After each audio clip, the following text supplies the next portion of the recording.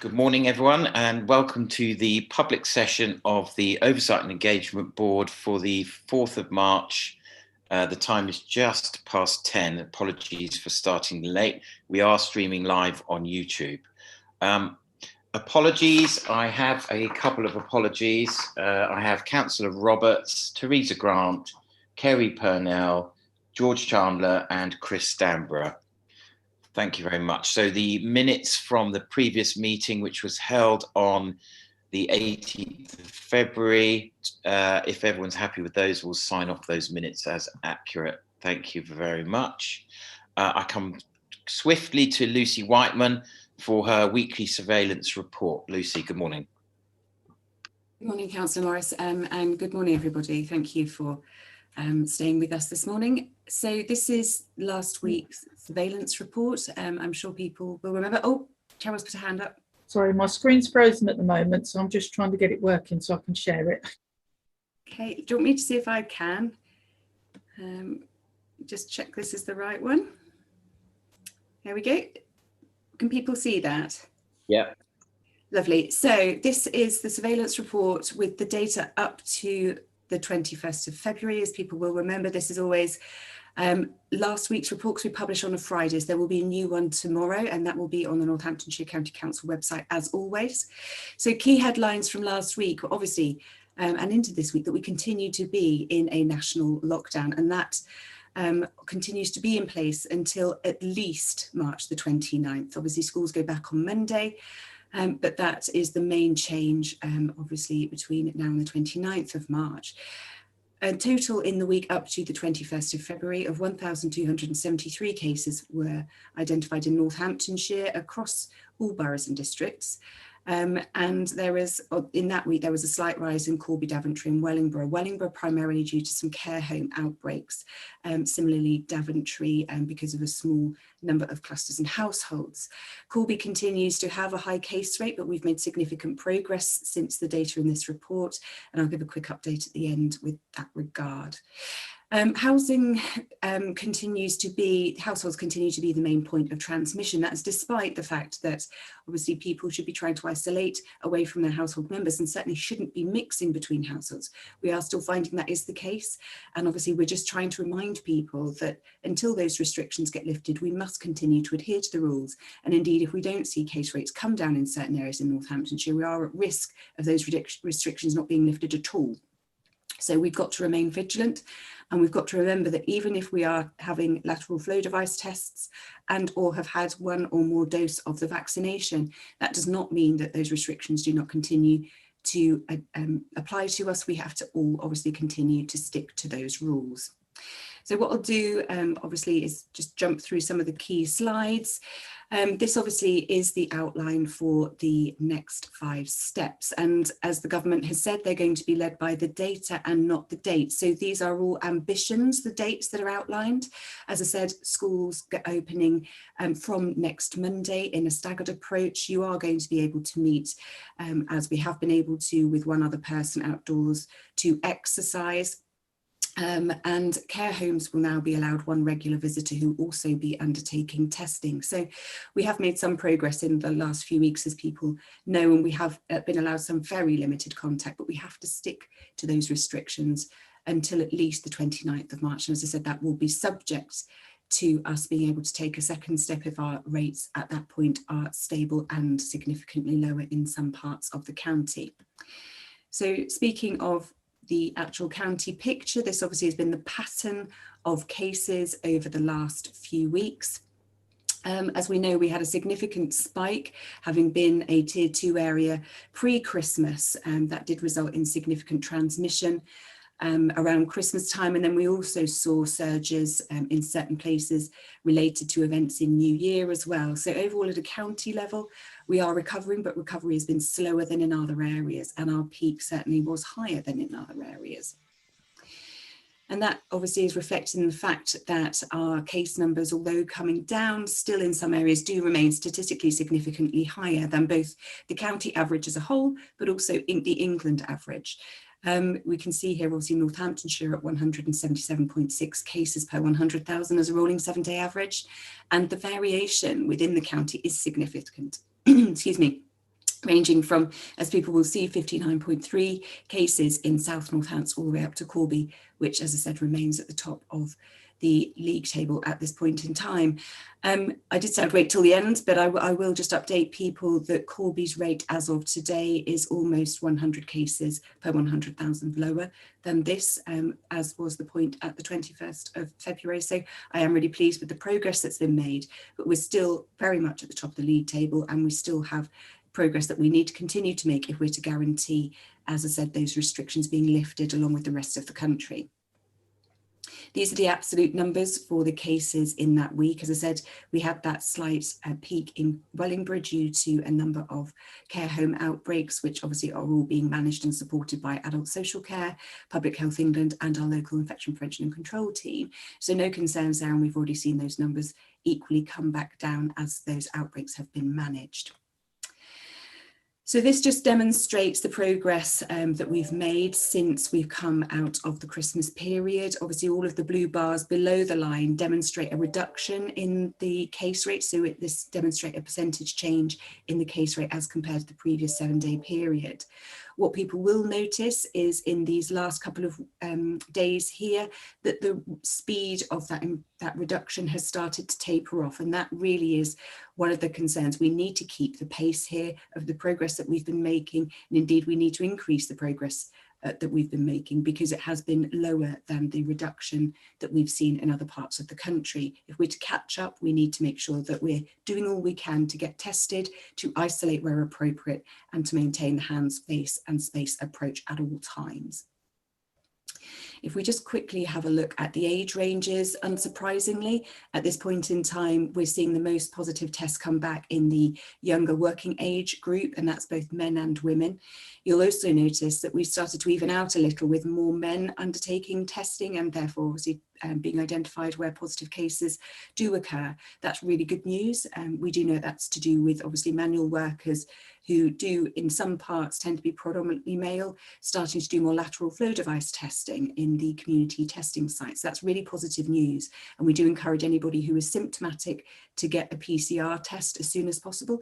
And people who are regularly attending work, obviously to either access testing through their employer, through their school or college if they are a pupil and or going to be returning to school, but also through the community testing sites that we've set up for those people who cannot access testing through their employer.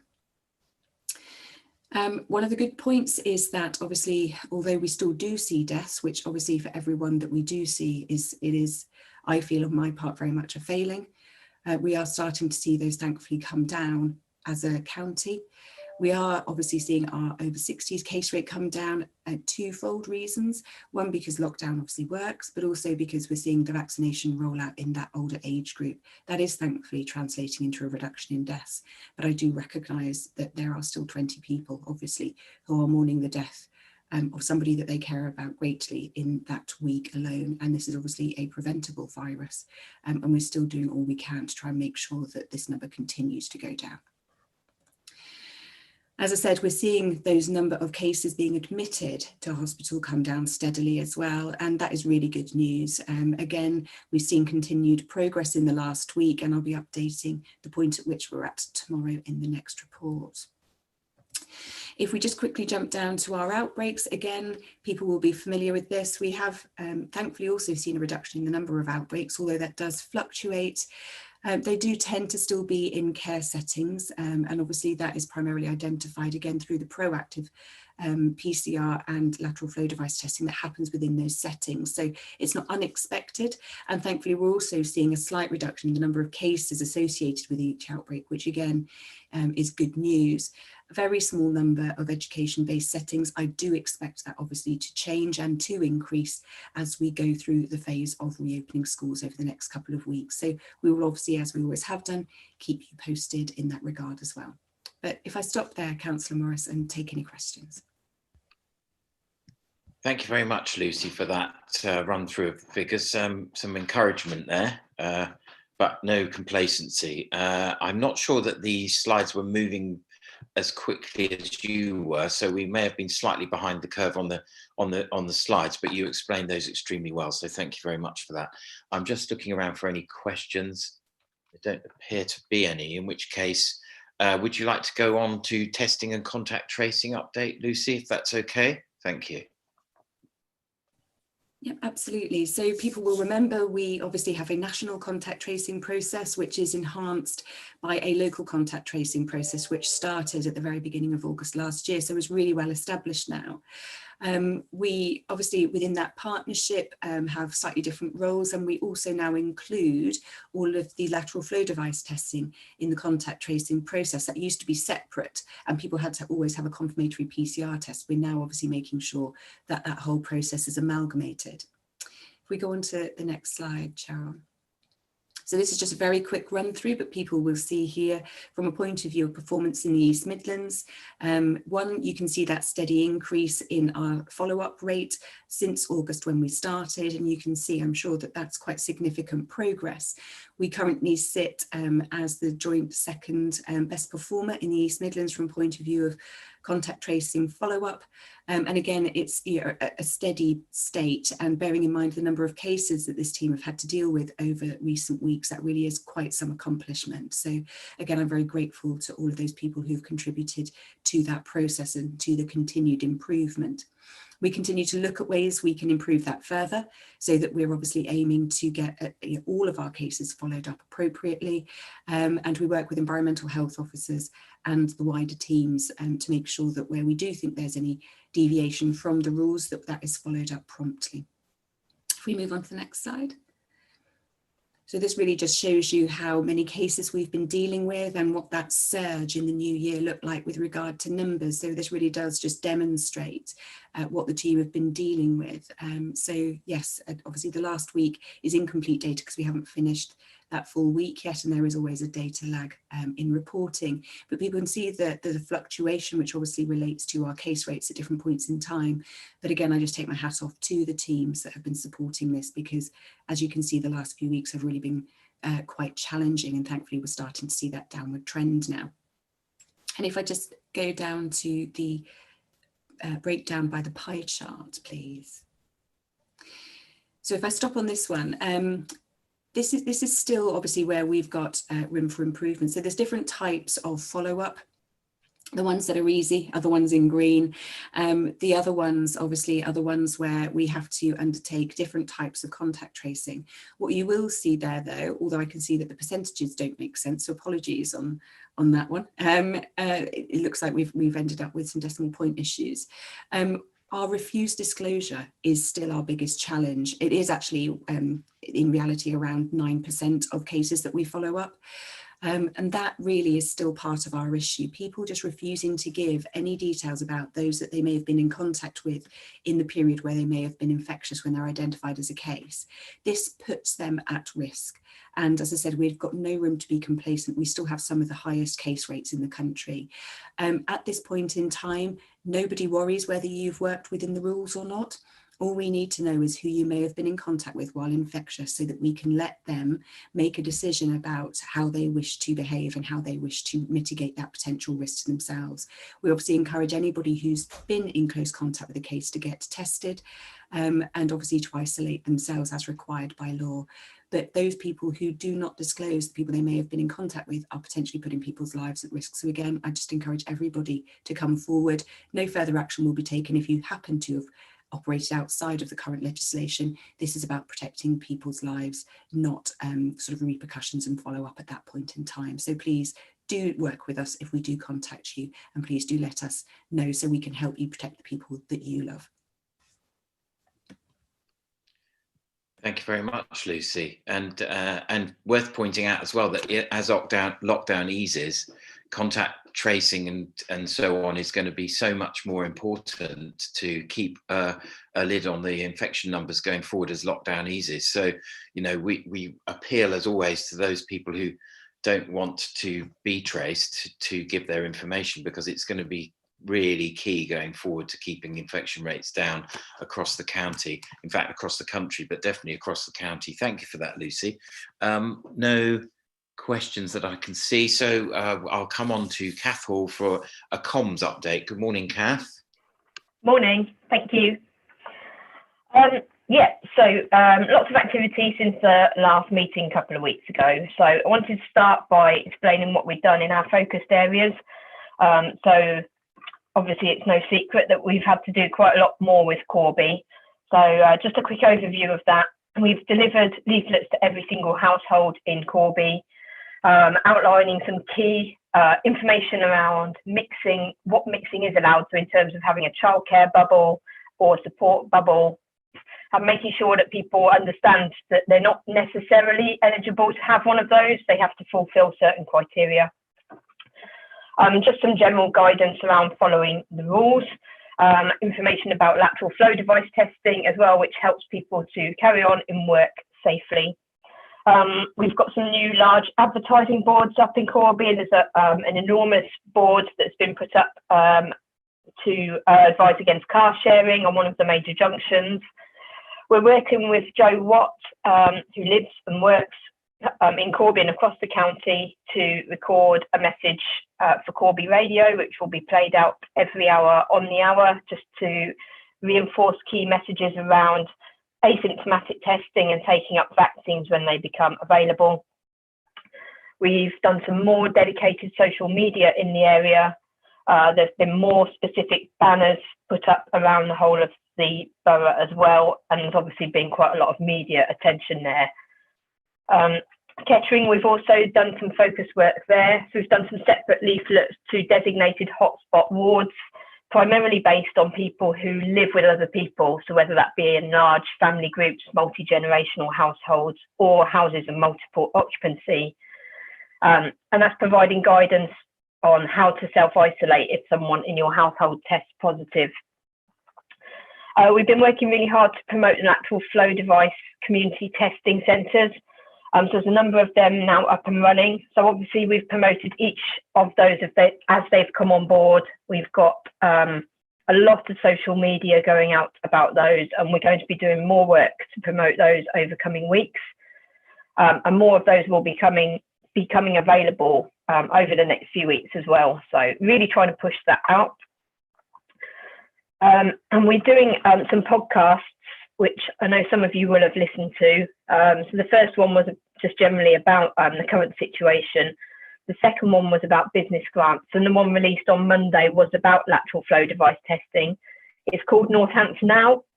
So if you search for that on your regular podcast platform, you should be able to find it. And the one about lateral flow device testing is very good. It has a piece from Rossin, who leads on that from our public health team, a piece from a guy who runs lateral flow device testing in his business, and a piece from Julie Cardwell, who runs one of the Corby lateral flow device community sites. So a really good piece. We have really been focusing on the roadmap out of lockdown, which begins this Monday coming. So there aren't a substantial number of changes that affected many people, but I know lots will be pleased to hear that schools return on Monday. So schools, colleges and universities who are running students on practical courses can return on Monday. Care homes will be allowed one visitor per person, the same visitor from Monday. And you can meet someone outside for recreation or exercise from Monday. They're the fundamental changes. So we're communicating those bits of information out through social media with our partners, and we'll be really, really pushing that out. We're trying to do that under the headings education, meeting others, exercise, so it's nice and clear and straightforward for the public to understand. We're working on quite a big campaign to target young people. So we've got a gaming campaign that is being launched. It's kind of tagged up COVID-19, this is not a game, and that will emerge into some game development as well. So we've got young people working with us on that. I'm also working with a lot of influencers. So we worked with a girl yesterday who took a lateral flow device test and filmed herself doing that, so that we can show young people that it's, it's quite straightforward to do once you get used to it. And just what it involves, and it's nice and quick, and you can get your result in half an hour. We've had quite a lot of large banners produced, just again advising people to stay at home unless they are going to work or making an essential journey. So they should appear across most of the county. I know I've seen some photos of those in place and they look really good, nice large banners. And there are banners at most primary school sites with instructions to parents about not meeting at school gates, not standing around for a chat. And we can also share those on our iVans that go around the county. So we'll be making sure that those are back on and active next week, because there's the temptation to stand around chatting, and obviously we're still in lockdown. We need to make sure that we're avoiding that as much as possible. We've been doing quite a lot of work with the BAME community. So this week in particular, we've had a number of meetings and webinars.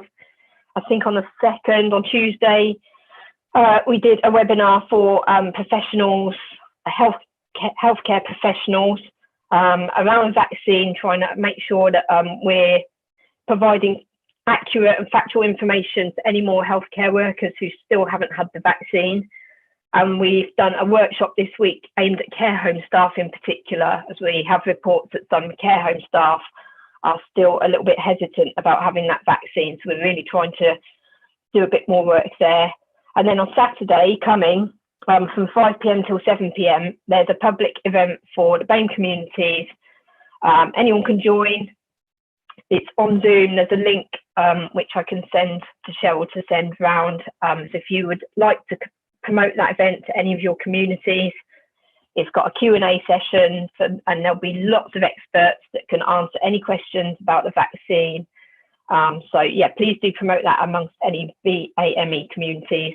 And we're also working with Eastern European communities, as we believe there is some hesitancy in those groups regarding the vaccine too.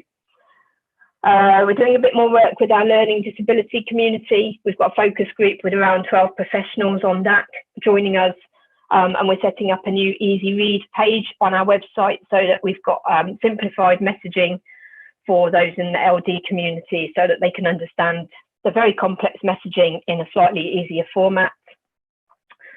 Lots of ongoing translation work, making sure our assets are available in a range of languages and that's consistent. And just some asset review, which is a little bit non-COVID, but with the move to unitaries, just making sure that our assets are all prepped and ready to go post April 1st. That's it for me. Thank you very much, Kath. As always, very good. It shows what we're doing in the comms team and have been doing for a very long time. And that, combined with lockdown, I think is helping to drive the message home and bring down the numbers. So that's excellent. Thank you very much, Kath. I'm looking around for any questions. I can't see any. In which case, Lucy, did you have anything to add before we end the meeting? Yes, I just wanted to add that obviously the data that we shared, as I've talked about before, is slightly out of date. I just wanted to give people a slightly updated view on where we are today, particularly obviously with Corby. So the national data for Corby today, again, we've continued to make positive progress, and the weekly case rate is now 231.2 per 100,000 as a rolling 7-day average for all ages. So that's a 33.2% reduction over the last 7 days as compared to that previous rolling average. We continue to see reductions in the over 60s age group and the 17 to 21-year-old age group. So really just wanted to say thank you so much to everybody who's working so hard, the residents of Corby as well, sticking to those rules. We can see that this really is working, and we just got to make the most of these last few weeks before obviously we get to a point where we hope that restrictions will be relaxed. I think one of the other things that I've just been asked to point out as well is there have been some questions asked about where test results are actually being registered to. And there was a question raised with me about whether that was businesses in Corby, obviously many of whom are still open because of the nature of the industry there. If test results from elsewhere in the county were being registered to the businesses, and therefore it looking like Corby had more cases than it really did. I just wanted to reassure people that it was always residential addresses that are used, unless we specifically go in and do a settings-based mass swabbing exercise for an outbreak. So otherwise everybody provides their residential address, and it's their residential address that test result is recorded against. So that shouldn't be the case, but obviously just wanted to reassure people that that was the process that's followed.